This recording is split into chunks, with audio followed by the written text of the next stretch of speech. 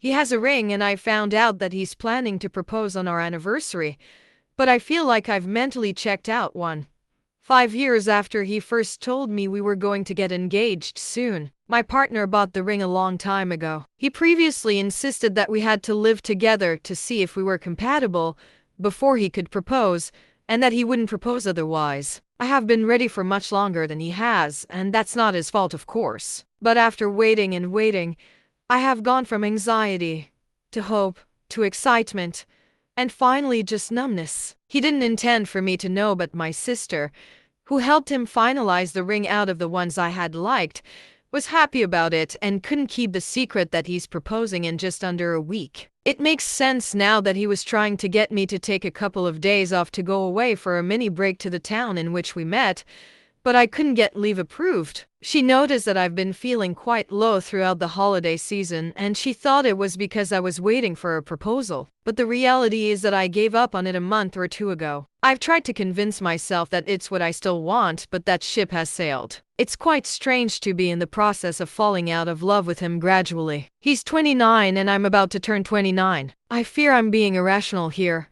because in total we've been together for only 3 years. But he's been telling me for 1.5 years that he will soon propose. I feel compelled to say yes now because everything is in place, but I don't feel in love with him anymore. He seems happy to talk about marriage now and has brought up marrying in autumn a bunch of times, and I wish I still felt the same joy at discussing wedding plans that I did before. Update: December 31st, 2024, 3 days later. In the middle of 2023, he said he was proposing soon. But a year later, he still hadn't, and finally admitted he wouldn't until we lived together, even though he had bought a ring. This was despite me asking him a couple of times what was holding things up, and he always assured me it would happen soon. After he finally shared this with me, he kept insisting I move in, even though I wasn't interested in that before an engagement. But I did because of how much I loved him, and the resentment had been slowly building up ever since. I know it's my fault for moving in, and I should have been firmer about my boundaries. He knew from very early on that I didn't want to set up a household or home with a partner without an engagement. Early in the relationship, 8-9 months in, he wanted me to move in, but I told him that I wouldn't do that with someone unless I was going to marry the person and was engaged. He said at the time that was okay and that he understood. So why did he say he was going to propose soon last year, knowing where we stood on this matter? Knowing he was going to propose and realizing I didn't want to marry him anymore, I told him on Saturday night that we couldn't be together anymore. He didn't take it well. He told me I had blindsided him and that he thought we both wanted a future together. He initially said he didn't know what he did wrong, and I had to explain to him that he knew we had issues regarding him always having his way and him knowing I was uncomfortable about moving in before an engagement. The truth is, whenever we disagree, I always end up giving in. He doesn't compromise and isn't very flexible. I've pointed this out to him before, and he accepted that it was an issue. Yet nothing changed. Now that I'm ending things, he's saying he'll work on it and it's not something to break up over. We could probably work through the resentment and improve our communication, but I don't know if I'll ever feel the same way about him again. Also, given that he kept saying he was proposing soon but waited for 18 months, I worry that he might again drag his feet when it comes to other things like having kids or even with planning the wedding. He woke up this morning, the 31st Street, the day he was planning to propose on as it's our anniversary, and said he couldn't believe what was happening. He said it didn't feel real because we should be getting engaged today, but instead, we were in the process of breaking up. He even asked at one point if we could try again, saying our relationship had been happy for both of us, and that living together we had been very compatible irrespective of how I felt about moving in. He asked if I would consider giving the relationship another chance if we took a break from each other for some time. Again, I don't think this is a good idea. The days since I ended the relationship have been really tough, but it was the right thing to do because we are incompatible. People in my previous post mentioned that I just wanted to marry and get engaged and didn't care who to.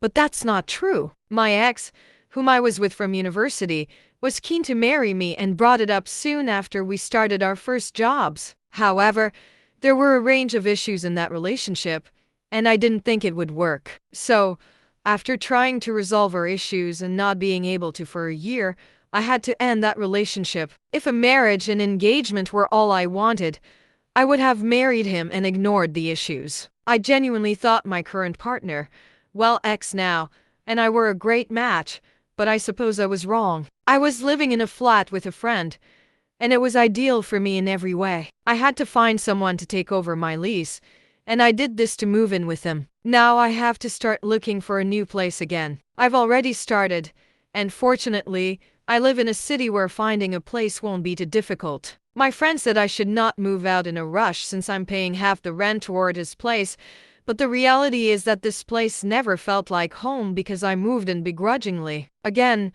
I know it's my fault, but I can't live in what is essentially his home if we aren't going to be together. My sister said that I should think about the fact that I'm going to be 29 and about how it might be difficult to find someone to have children with before I hit my mid-30s, but it's better to be single than in a relationship that's not right. I know I might not meet anyone else anytime soon or at all, because you never know what life is going to bring. But that's okay. There are other things in my life that I plan to focus on, like studying for a postgrad diploma that I have been wanting to do for some time. I know he'll be fine soon as he's quite resilient, and then both of us can get on with our lives. My 21 female boyfriend 22 male gets so jealous over his brother's 26 male girlfriend 28 female that he cries until he vomits. My boyfriend Jake and I are high school sweethearts and share an apartment with his brother Finn. Finn has been seeing a woman named Bonnie for the past 3 months. They met over Tinder, and with certain restrictions lifting, we're finally getting to spend time with her Earl. She's a really great person and she and Finn are stupidly into each other. Like, accidentally finishing each other's sentences in love, staring at each other with big gooey eyes in love. It's kinda gross but kinda sweet. A couple of days ago I noticed that Jake's been acting weird. He's been a lot quieter and a bit colder to me,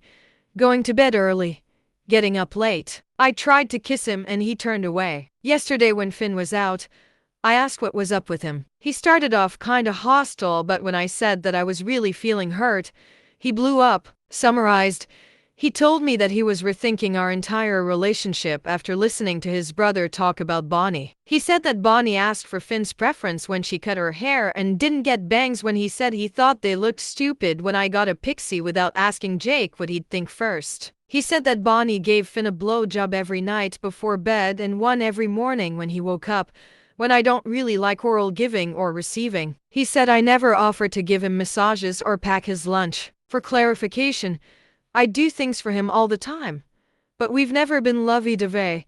We don't even celebrate Valentine's Day. His suggestion, we both always agreed it was stupid and unrealistic. In fact, we always used to make fun of people for being sappy and definitely gave Finn hell for a bit over being so gooey. He was crying by the end of it, saying that he felt sick over missing out on someone who would love him that much. I said I loved him, but he didn't want to hear it. He started gagging and threw up a little bit because he was crying so hard. I didn't know what else to do, so I got him some water and went to bed. I went to work early and I've been hanging out at a coffee shop, but I have to go home soon. I have no idea where to go from here or what to say to him. I don't even know if we're still together. Help? Just, with all of this shit. Update October 3rd, 2023 days later. Sorry I didn't respond to anyone's comments. I went home after posting, and by the time I logged back on to Reddit the post had been locked. A few of you asked for the update, so here it is. I'm single. I came home and Jake was gone. Finn was there and asked if I could sit down for a bit. He wouldn't give me the exactly details but said that he and Jake had talked while I was out. He also showed me a few text messages to prove it. Apparently, Finn had never shared any details with his brother, but Jake had been able to hear them moan through the walls when Bonnie stayed over. It wasn't a bro talk or anything after all. Just a man I thought was gonna marry listening to his brother have sex through the walls. Neat. When Finn got home from work, Jake tried joking about it and made comments about Bonnie's race. Finn kicked him out and now Jake is gonna be staying with their parents, so I have to pay his share of the rent too because Finn refuses to let him in and Jake refuses to come back. Double neat. A few people had questions, so here we go. Did Jake ever mention wanting romantic gestures? No, we actually got together because we were the only goths in school. We bonded over being against lovey-dovey stuff like that. We grew out of the edgy phase, but yeah, he always was firm. He hated Valentine's Day and women who needed roses or gifts to feel loved. Has he ever done anything like this before? Now that I think about it, yeah. He's thrown tantrums before, but never like this. Things like carry-out orders for getting his side dishes or stores running out of his favorite items always made him really emotional. Why don't you like oral? Bad incident involving Jake's braces left me with some scarring down there. He liked deep-throating. 0 tenths. I feel sorry for Bonnie.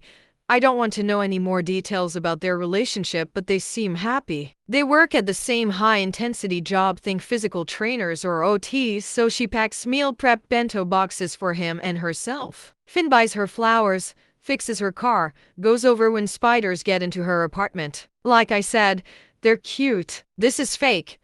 Listen, man, that's your right to believe it. Even I think it's fake, and I'm the one that has to figure out how to ship 200 Funko Pops to my ex. So there you go.